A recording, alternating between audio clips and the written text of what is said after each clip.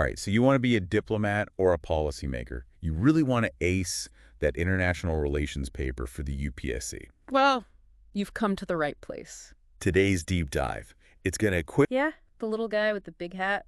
But Marx and Engels actually saw Bonapartism as a much broader phenomenon, not just about one dude. It's a pattern Right. that pops up again and again throughout history. It's about these powerful leaders who come in and act like they're above the squabbling of different classes. It's like they're neutral, you know? Exactly. Like they're just here to keep things running smoothly. But Marx and Engels argued that these Bonapartist leaders, they're not really neutral. Not at all. They end up protecting the interests of, well, the people who are already in charge. The capitalists. The folks who already hold the economic power. So it's like this sneaky way to keep things pretty much the same. Right. The status quo, but with a fresh coat of paint. It makes you wonder, are there any leaders today who might fit that Bonapartist mold? That's the question, isn't it? And it's one that any good IR student should be asking. Especially if you're prepping for the UPSC. You bet. So what's really fascinating about Bonapartism is that it thrives during times of crisis and instability, when the existing power structures are starting to crumble. People are scared. They want someone to come in and fix things. And that's when a Bonapartist leader can step in, right? Boom! Enter stage left, the charismatic leader promising to restore order and stability. But according to Marx and Engels, their real agenda is often something else entirely. It's about consolidating their own power and making sure the elite, the folks at the top, stay there. Oh, wow. That's like a political magic trick almost. A sleight of hand. You get distracted by the promises of stability and unity, and meanwhile, the underlying power dynamics just get reinforced. Man, I can already see how this concept could be gold for analyzing political situations around the world. It's a framework, a lens for understanding those periods of history when things are really in flux. And it can be surprisingly relevant for understanding contemporary politics, too. Absolutely. It's all connected. Okay, so we've got this potential Bonapartist leader hanging on to power. But what about the state itself? How did Marx and Engels see the role of the state in all of this? Now that's where their thinking gets even more radical, because their views actually evolved over time. Oh. Yeah.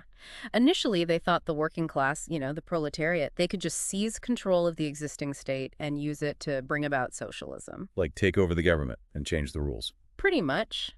But as they observed revolutions and political struggles unfolding around them, they started to realize that it might not be that simple. So it's not just about getting the keys to the castle and switching out the flags. Not quite. What they began to see was that the existing state machinery, the whole bureaucratic apparatus, the institutions, the laws, it's all designed to maintain the status quo, to uphold the existing power structure. Ah, I see.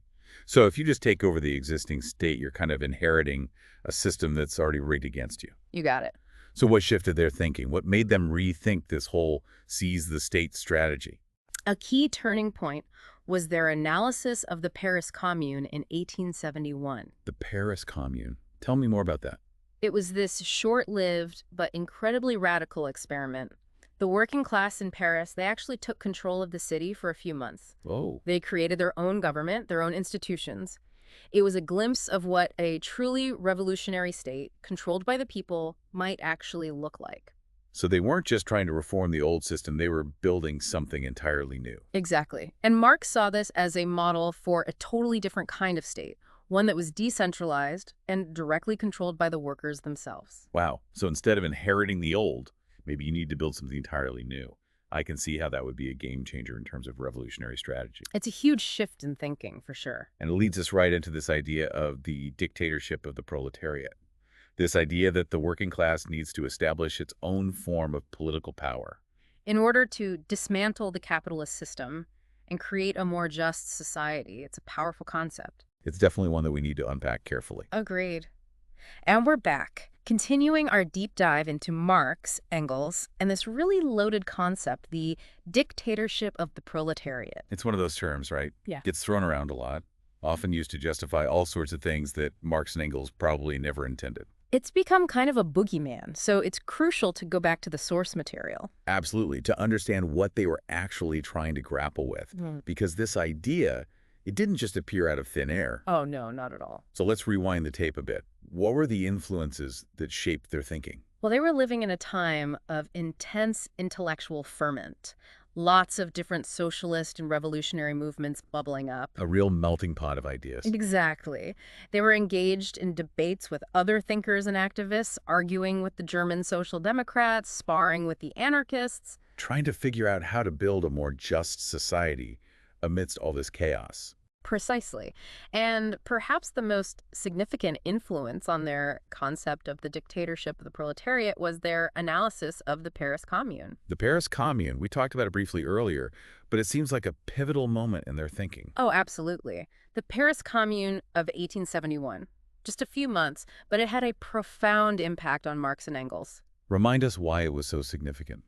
Well, it was this incredibly radical experiment in worker self-governance.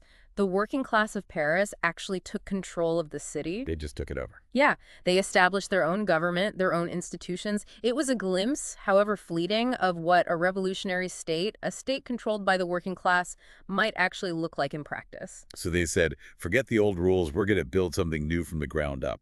That's bold. It was incredibly bold. And while the commune was ultimately crushed, it left an indelible mark on Marx and Engels. I see. They saw a real-world example of workers seizing power, and it made them rethink their assumptions about how revolution might actually work. But how does this connect to the dictatorship of the proletariat? Well, they saw the commune as a concrete example of the dictatorship of the proletariat in action, even if it was short-lived and ultimately unsuccessful. So they're seeing that just taking over the existing state might not be enough, that you need something new, something built from the ground up. That's right. The commune reinforced this idea. You can't just grab the reins of the old state apparatus. Smash the old, build the new. Exactly. And it's the working class, the proletariat, that needs to be in charge of that process. That's the core idea behind the dictatorship of the proletariat. It's pretty radical stuff, even today. It is radical. But it's important to remember that for Marx and Engels, this smashing of the state wasn't about chaos or anarchy. It was about creating a more democratic and egalitarian system. One that truly serves the interests of the majority, not just the elite.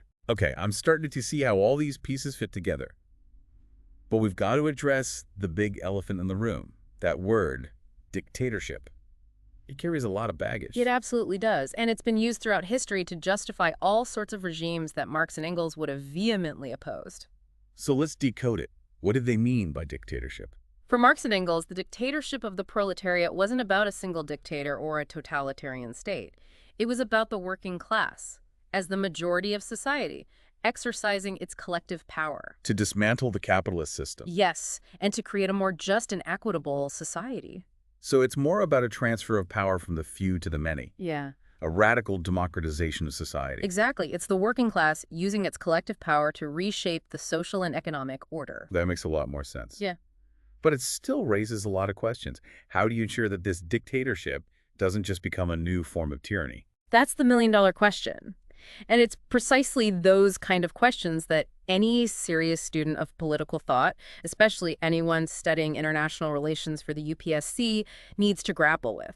Okay, getting chills just thinking about how I could weave that into an exam answer. But hold on, we've talked about what the dictatorship of the proletariat isn't T. But did Marx and Engels give any specifics about what it would look like in practice?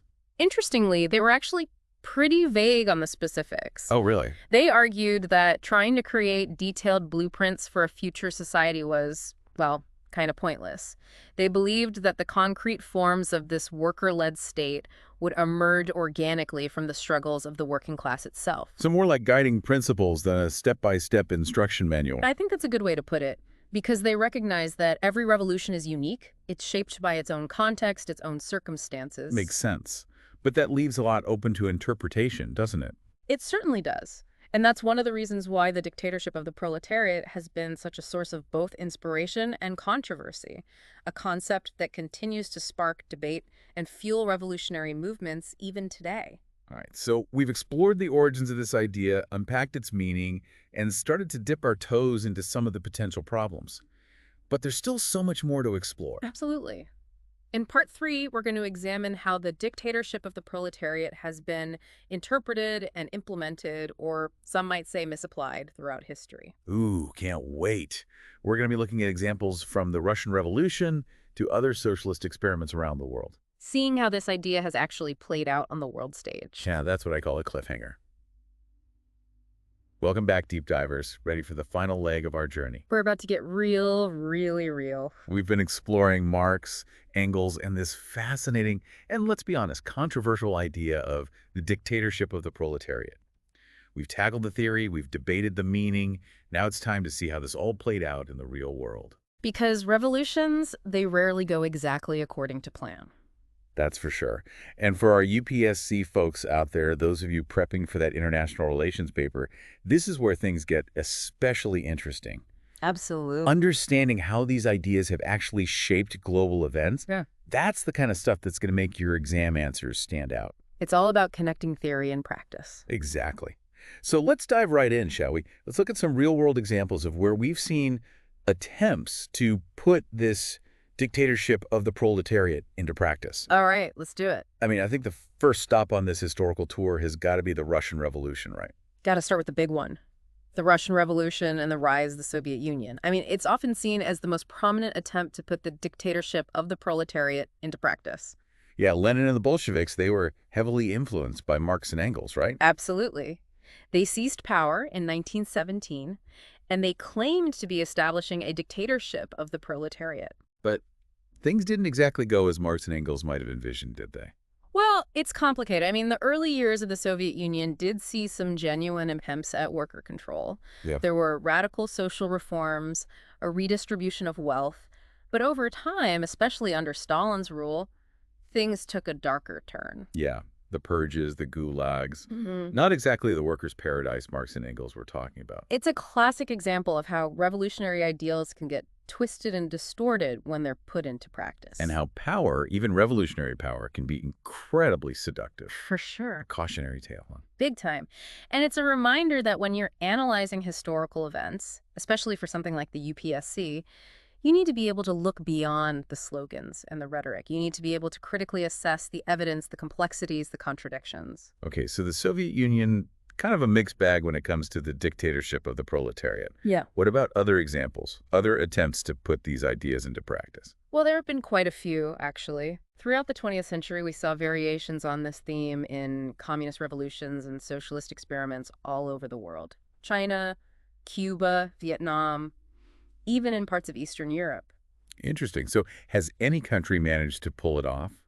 To avoid the pitfalls of authoritarianism and actually create a genuine democratic system of working-class rule? That's the million-dollar question, Yeah. and it's one that historians and political scientists are still debating today.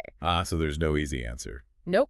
I mean, some argue that certain socialist states have made significant progress in terms of social justice and economic equality. Okay, yeah. Even if they haven't fully realized the ideal of a classless society. Right. Others point to ongoing issues with human rights, limitations on political freedoms, and argue that these systems ultimately fall short of their democratic aspirations. I see. So it's not a simple black and white issue. Not at all. Every revolution has its own unique trajectory, shaped by its historical context, its cultural factors, its internal struggles. So there's no one-size-fits-all answer when it comes to the dictatorship of the proletariat.